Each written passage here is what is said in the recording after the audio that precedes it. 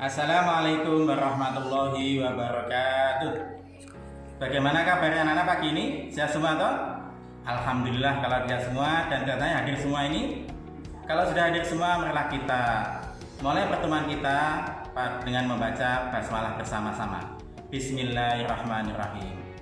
Anak-anak, pada kali ini saya ajak kalian bersama-sama untuk latihan mengerjakan soal di mana bab ini sudah kita bahas pada minggu yang lalu, yaitu latihan soal tentang termokimia dengan sub pokok bahasan entalpi dan penentuan perubahan entalpi. Kita lihat contoh soal pertama. Dengan tujuan pembelajarannya disajikan proses pembuatan tape, siswa dapat menyimpulkan terjadinya reaksi eksoterm atau endoterm dan perubahan entalpinya. Maka kalau kita lihat dalam tujuan pembelajaran ini, ya harus kalian pahami adalah apa? Dalam proses pembuatan tape dan tujuannya di dalam soal itu apa? Itu nanti akan kita ajak kalian untuk menyimpulkan. Soal pertama, yang dimana harapan kita nanti kalian mampu melalui tingkat berpikir CC4, yaitu mampu menganalisa konsep.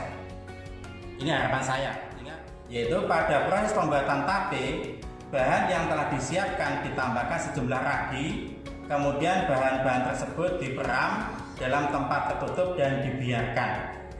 Proses fermentasi berlangsung menurut persamaan reaksi. C6H12O6 dengan enzim akan menghasilkan 2C2H5OH plus 2CO2 dalam bentuk gas. Seiring berjalannya waktu, temperatur di sekitar sistem menjadi lebih tinggi dibandingkan suhu kamar. Hal ini terjadi karena proses fermentasi, termasuk reaksi apa yang akan kita bahas ini. Ini ada alternatif jawaban. Tapi untuk menjawab ini perlu kita telaah dulu anak-anak sekalian. Kita coba lihat telaah satu persatu sesuai dengan cara berpikir kita. Kalau kita lihat soal ini, maka yang harus kita mengetahui atau harus kita pahami untuk memahami tahapan konsep ini sesuai dengan cara berpikir taksonomi Anderson. Pertama harus kita lihat FC1, yaitu mengingat fakta.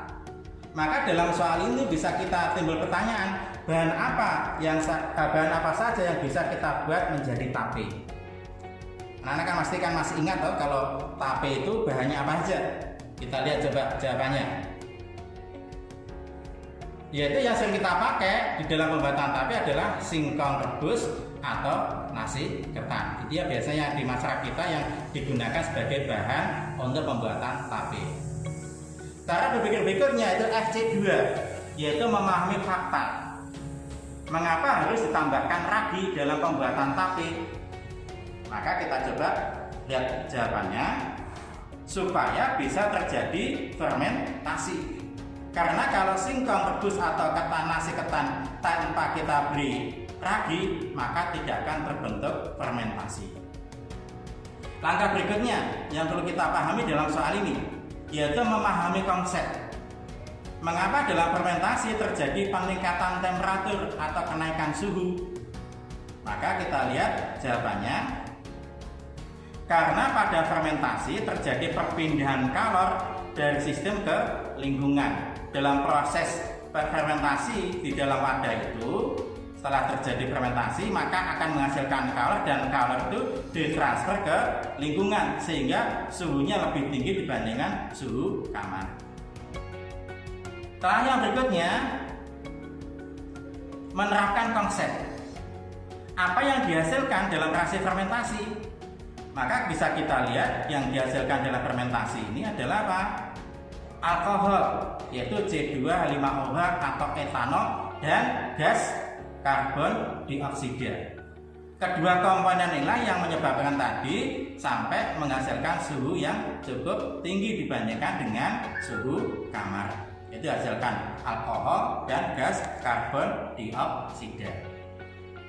Berikutnya, langkah yang berikutnya itu menganalisa konsep. Yaitu apa? Konsep ini dari konsep 1 sampai ke 3 tadi, maka kita coba kesimpulkan bagaimana kita menganalisa konsep dalam soal itu. Maka kesimpulan apa yang terjadi pada proses fermentasi? Maka di dalam proses fermentasi bisa kita lihat bahwa pada proses fermentasi terjadi perpindahan kalor dari sistem ke lingkungan yang disebut dengan reaksi eksoterm. Dan entalpi sistem menjadi berkurang dan entalpi lingkungan bertambah. Kenapa anak-anak sekalian?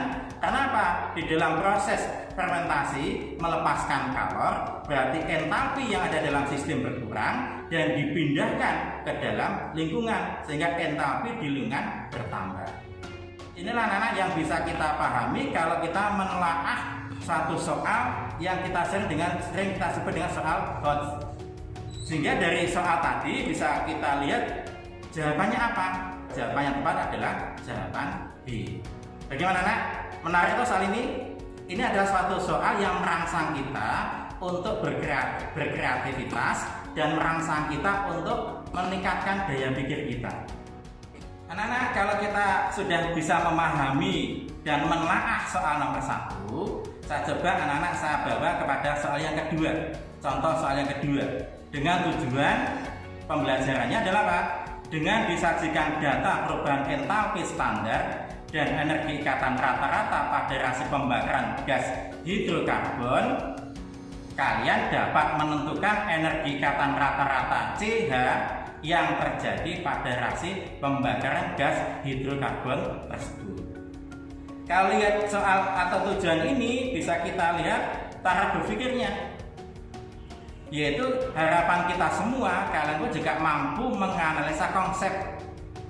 Kalau menurut taksonomi Anderson, masuk kalian harus mampu mencapai taraf berpikir CC4, yaitu menganalisa konsep.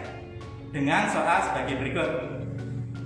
Reaksi pembakaran sempurna gas propana, salah satu komponen gas LPG adalah sebagai berikut, di mana persamaan reaksinya belum setara, yaitu C3H8 tambah O2 misalkan CO2 dan H2O.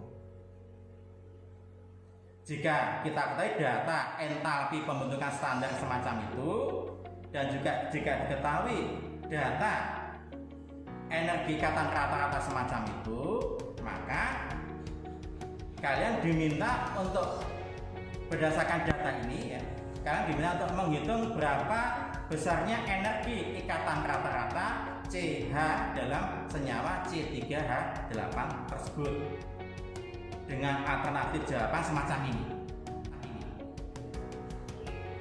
Kira-kira bisa punya gambaran ya untuk mengerjakan soal ini.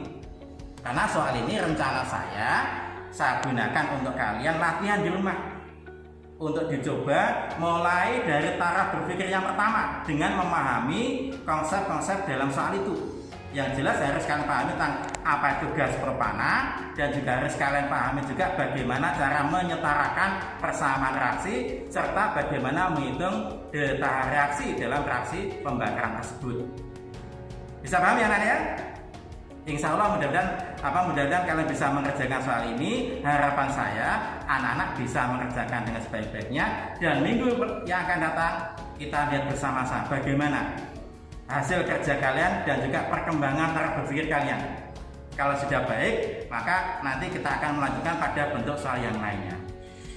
Saya kira ini anak-anak sekalian, pertemuan pada kali ini mudah-mudahan pertemuan kita ini bermanfaat dan barokah, dan harapan saya kalian bisa bertambah pemahaman ilmu tentang termokimia. Maka sebelum kita akhiri, malah kita tutup pertemuan kita dan baca alhamdulillah bersama-sama. Alhamdulillahirabbil alamin. Dari saya, kalau ada kurang lebihnya mohon maaf. Assalamualaikum warahmatullahi wabarakatuh.